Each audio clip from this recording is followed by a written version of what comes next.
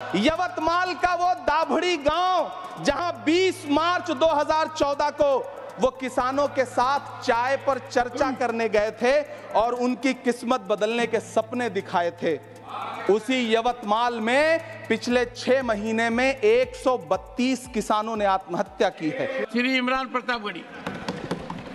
धन्यवाद सभापति महोदय,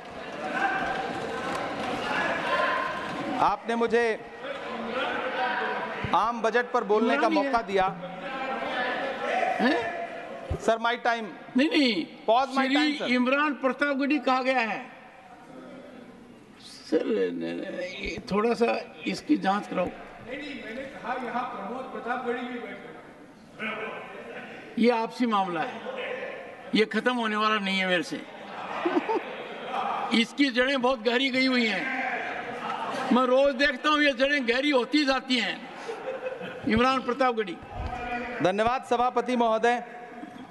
83 मिनट 71 बार थपथपाई गई मेज, 14,417 शब्दों का बजट भाषण और उस बजट में अपने लिए राहत तलाशती मिडिल क्लास की हैरत ज़दा आंखें।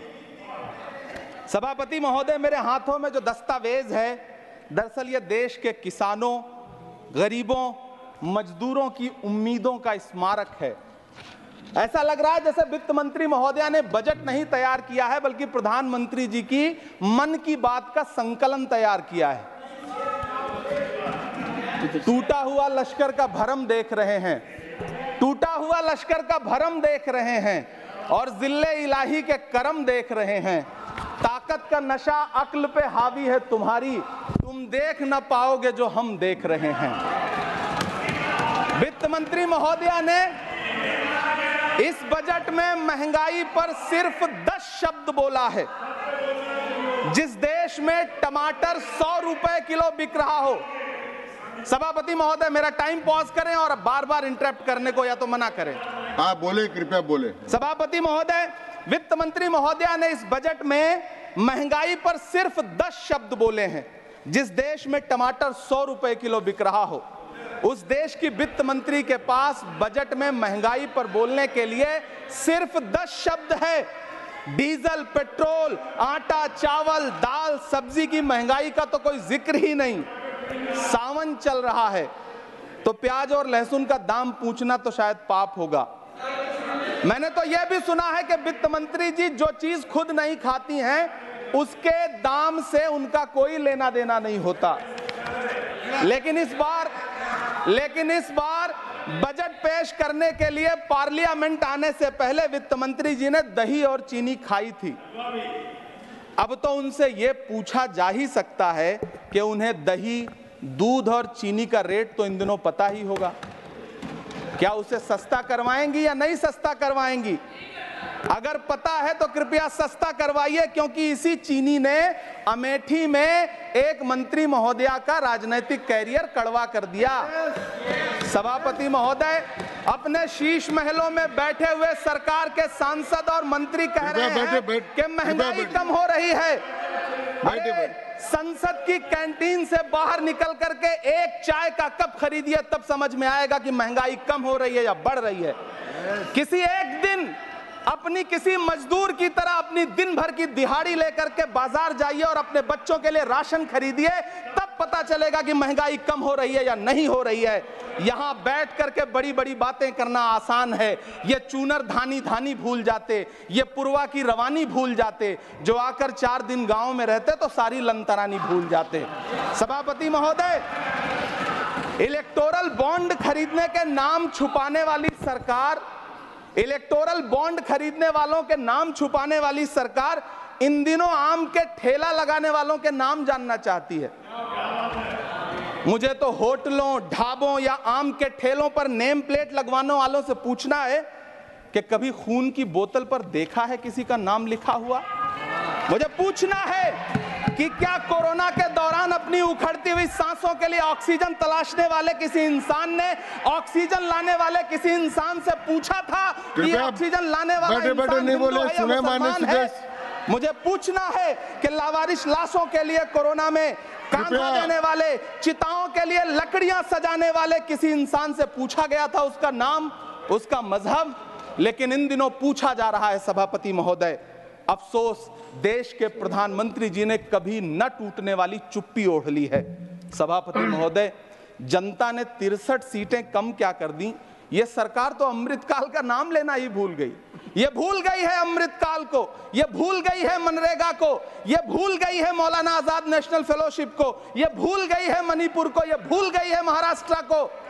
मुझे गर्व है कि मैं राज्यसभा में महाराष्ट्र का प्रतिनिधित्व करता हूं। महाराष्ट्र जो देश की आर्थिक राजधानी है, जो टोटल कॉर्पोरेट टैक्स का 40%, इनकम टैक्स का 32% और जीएसटी का 20% इस देश को देता है, उस महाराष्ट्र के लिए इस बजट में एक शब्द नहीं है। आप बैठ जाए। सभापति महोदय, आखिर महाराष्ट्र से किस बात का बदला लिया जा रहा है? महाराष्ट्र में लोकसभा चुनाव में बाबा साहब अम्बेडकर के संविधान को बचाने के लिए वोट क्या कर दिया? प्रधानमंत्री जी तो महाराष्ट्र से बदला लेने पर उतर आए। अब तो शायद उन्हें याद भी ना हो यवतमाल का वो दाभड़ी गांव जहां 20 मार्च 2014 को वो किसानों के साथ चाय पर चर्चा करने गए थे और उनकी किस्मत बदलने के सपने दिखाए थे। उसी यवतमाल में पिछले 6 महीने में 132 किसानों ने आत्महत्या की है। सभापति महोदय, महाराष्ट्र में हर महीने 209 किसान आत्महत्या कर रहे हैं। राज्य सरकार द्वारा सौंपा गया आंकड़ा बताता है कि 1 जनवरी से 31 मई के बीच 1046 किसानों ने आत्महत्या की है। लेकिन अफसोस, इस बजट में महाराष्ट्र के किसानों के लिए कुछ भी नहीं है। किसानों से चिढ़ी हुई सरकार ने बजट में किसानों के एमएसपी की लीगल गारंटी नहीं दी। लेकिन याद रखिएगा, जो किसान का नहीं वो हिंदुस्तान का नहीं। सभापति महोदय, मुझे वित्त मंत्री जी से पूछना है कि वो जो कुछ साल पहले 100 स्मार्ट सिटी बनाने का ढोल पीटा गया था, सुना है उस ढोल में पानी भर गया है, इसीलिए आपने उसका नाम बदल करके सिटीज ऑफ ग्रोथ हब्स रख दिया है। अच्छा है, नाम बदलने का खेल खेलते रहिए। आपकी कई सरकारें तो इसी वजह से चल रही हैं। इस सरकार को पढ़े लिखे लोगों से दिक्कत है सभापति महोदय, इसीलिए इस सरकार ने यूजीसी का बजट 66% कम कर दिया है। वाह री सरकार। सभापति महोदय, मैं वित्त मंत्री जी के संज्ञान में लाना चाहता हूं कि किशनगंज में एएमयू सेंटर के पास 224 एकड़ जमीन है। यूपीए सरकार ने सोनिया गांधी जी की अगुवाई में 136 करोड़ रुपए एएमयू किशनगंज सेंटर के लिए सेक्शन किए थे। लेकिन आपकी सरकार ने पिछले 10 साल में उस 136 करोड़ में से सिर्फ 10 करोड़ रुपया रिलीज किया है। 1.5 करोड़ की आबादी वाला सीमांचल बेहतर शिक्षा के लिए उस सेंटर की बाट जोह रहा है। मेरा आपसे सवाल है कि इस सेंटर का बाकी पैसा आप कब रिलीज करेंगे? मुझे उम्मीद है वित्त मंत्री महोदया जवाब जरूर देंगी। सीमांचल उसी बिहार में आता है जिसकी बैसाखी के सहारे आपकी सरकार चल रही है। वहां के लोगों को एम्स की जरूरत है। महानंदा और कोसी से होने वाली बाढ़ की तबाही को रोकने के लिए बांध बनाइए, सीमांचल के साथ सौतेला व्यवहार बंद करिए। इकोनॉमिक कॉरिडोर बनाने से किसी राज्य का विकास नहीं होगा, विकास होगा स्वास्थ्य और शिक्षा के बुनियादी मुद्दों के लिए बजट देने पर। सभापति महोदय, एक तरफ तो इस बजट में पीएम आवास योजना के तहत 3 करोड़ अतिरिक्त मकान देने की घोषणा है और दूसरी तरफ लखनऊ के अकबर नगर में 1280 वो मकान हैं जिन्हें रिवर फ्रंट बनाने के नाम पे बुलडोजर से जमींदोज कर दिया गया। सभापति महोदय, लोग चीखते रहे, बच्चे बिलखते रहे, वसुधैव कुटुंबकम का नारा लगाने वाली सरकार इंसानों के घरौंदे उजाड़ कर जश्न मना रही है। सभापति महोदय, मेरा बहुत भावुकता के साथ देश के प्रधानमंत्री से सवाल है कि इन उजड़ते हुए मकानों और बेघर होते हुए घरों को देख करके आपको नींद कैसे आती है, आप सो कैसे पाते हैं? मेरा सवाल है इस देश के प्रधानमंत्री से, या तो लोगों के घरौंदे उजाड़ना बंद करिए या फिर करोड़ों मकान बनाने की झूठी घोषणाएं करना बंद करिए। यह बजट झूठ का पुलिंदा है। यह बजट आपके पिछले साल के बजट का कट कॉपी पेस्ट है। यह बजट हमारे चुनावी घोषणा पत्र की नकल करने की एक बेईमान कोशिश है। लेकिन कहावत है ना कि नकल के लिए भी अकल चाहिए। मेरे हाथ में एक तरफ न्याय पत्र है जो हमारा है और दूसरी तरफ अन्याय पत्र है जो आपका है। इस सरकार को आलोचना सुनने की आदत नहीं है सभापति महोदय। जब आप इनसे सवाल पूछिए तो कृपया ये शांत कहते हैं कि रहे। आप बताइए 70 साल में आपने क्या किया है। कृपया मैं तो इस सदन शांत में कहना चाहता हूं सभापति महोदय कि हमसे 70 साल का हिसाब मांगने वालों, जो सरकार अपना चलाया हुआ 2000 का नोट 7 साल नहीं चला सकी, वो हमसे 70 साल का हिसाब मांगती है। सभापति महोदय, मैं अंत में आपसे यह कहना चाहता हूं, यह बजट बैसाखी पर टिकी हुई सरकार का कुर्सी बचाओ बजट है। इस बजट में राज्यों के साथ, किसानों के साथ, नौजवानों के साथ, महिलाओं के साथ, देश के मिडिल क्लास के साथ अन्याय किया गया है और इस अन्याय का खामियाजा आपको महाराष्ट्र, हरियाणा और झारखंड के चुनाव में भुगतना पड़ेगा।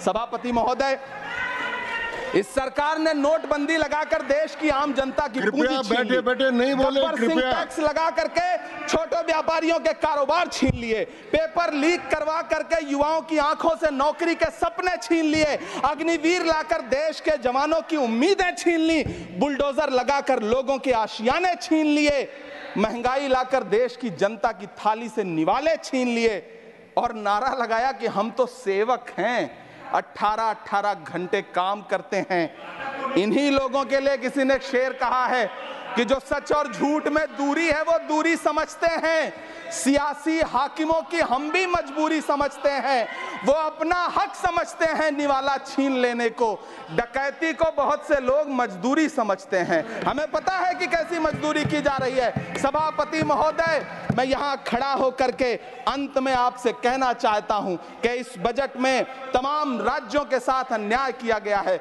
इस बजट में युवाओं के साथ अन्याय किया गया है, महिलाओं के साथ अन्याय किया गया है और खास तौर से महाराष्ट्र के लिए कुछ नहीं रखा गया है। महाराष्ट्र बाढ़ से जूझ रहा है, पानी बरसने से वहां 1500 से ज्यादा लोग मारे गए हैं। उस शहर को, उस राज्य को 4000 करोड़ के पैकेज की जरूरत है ताकि जो फसलें बर्बाद हुई हैं लोगों को राहत दी जा सकी। लेकिन अफसोस, इस बजट में महाराष्ट्र के लिए ऐसा कुछ भी नहीं है। मैं आखिर में यह कहना चाहता हूं कि पिछले 7 दिन से इस बजट का बड़ा ढिंढोरा पीटा जा रहा है, इसे महान बताया जा रहा है, लेकिन कौन महान बता रहा है? सत्ता पक्ष के लोग, उन्हें तो बताना ही है, क्योंकि मैं अवध क्षेत्र से आता हूं, प्रतापगढ़ से, नीरज भाई भी अवध और पूर्वांचल से आते हैं। वहां एक कहावत है कि बिटिया की तारीफ किसने की? बिटिया की महतारी ने, यानी कि बेटी की प्रशंसा किसने की? मां ने। तो इस बजट की तारीफ सत्ता पक्ष करे तो करेगा ही, लेकिन विपक्ष के एक भी सांसद से आप पूछिए कि क्या उसके राज्य को कुछ मिला है, तो वो ये कहेगा कि नहीं, कुछ भी नहीं मिला है। बहुत बहुत धन्यवाद सभापति महोदय, मुझे आम बजट पर अपनी राय रखने के लिए धन्यवाद। द वायर के और वीडियोस देखने के लिए सब्सक्राइब करें और बेल आइकन पर क्लिक करें। स्वतंत्र पत्रकारिता की आर्थिक मदद करने के लिए डिस्क्रिप्शन में दिए गए लिंक पर जाएं और अपनी राशि चुनें।